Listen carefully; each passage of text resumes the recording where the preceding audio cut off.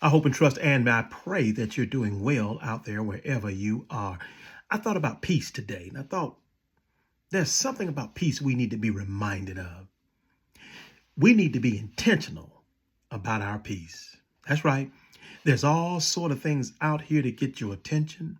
There are all sorts of people vying for your attention. And let's just be honest when it comes to people.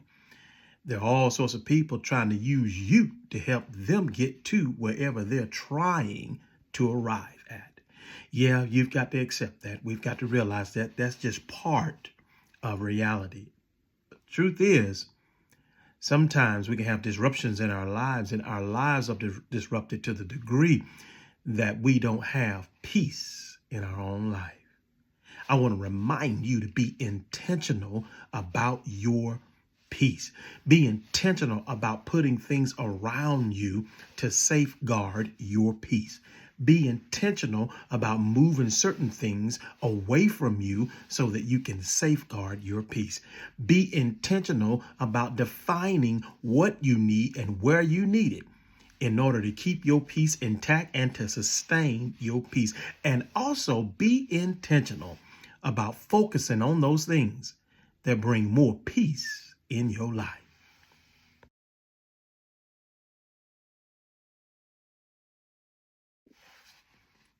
Your peace has to be so important to you that you're willing to remove the distractions that disrupt, dismantle, and disintegrate your peace. That's right.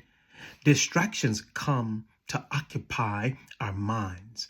It comes to consume space in our lives. And in fact, it is a kind of consuming power that when distraction sets up and sets in on our lives and it begins to erode our peace, the only thing that can remove and restore the peace in our lives related to the distraction that has invaded us is an intentional decision to remove the distractions from our lives.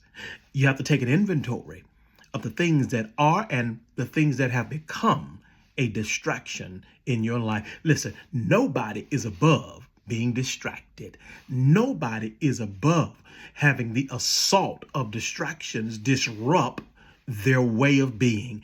Therefore, we have to get very serious and, as I said a moment ago, very intentional about removing distractions in our lives. Take an inventory of the things around you. Take an inventory of the people around you. Take an inventory of the systems and the applications around you and figure out which ones and which people are nothing less than distractions in your life. When you identify them, go ahead on and remove them so that your peace can be made better.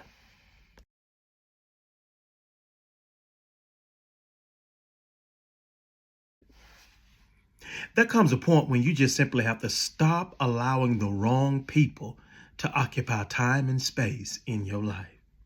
I know that sounds tough. It might even sound a little rough, but it is the truth.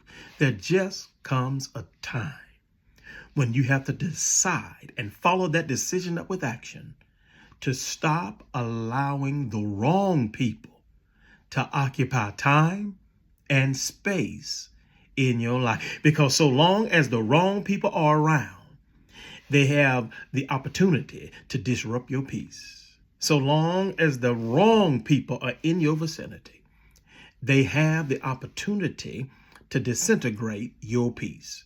So long as the wrong people are around you and are close enough to you, they have this ability, this opportunity to oppose upon you the kinds of distractions that will thoroughly interrupt your peace. And therefore, you just have to make a decision and follow that decision up with action and remove the wrong people from your time and your space. Trust me, your peace will thank you for doing so.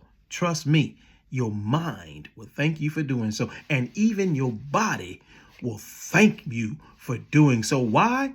Because the wrong people in your life occupying time and space serves you no positive good. In fact, it simply harms you.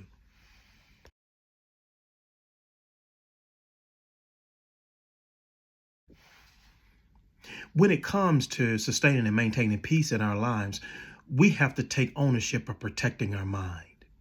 And that's right. So much of the disruptive forces of interruption and distractions set up in our minds. Now, I get it. I get it. Some of us are dealing with some really, really difficult things. And I also get it that some of us have come through and walked through some tough places in our lives. Hey, and I'm cheering for you for getting as far as you have and getting to the place that you are now. But I need to just remind you and encourage you to protect your mind. Just take ownership of that, because nobody else will. Most people, in fact, most people don't care about your mind. I'm going to give it to you straight. Most people really don't. They're too busy focused on themselves. Let's just face it. We're in the I culture. Most people are very focused and very committed to themselves. And I just believe when it comes to preserving the best of your mind, you have to get real serious about preserving your mind, putting boundaries around you that will protect your mind. Oh, and watch this. Putting people and systems and things around you that will protect your mind.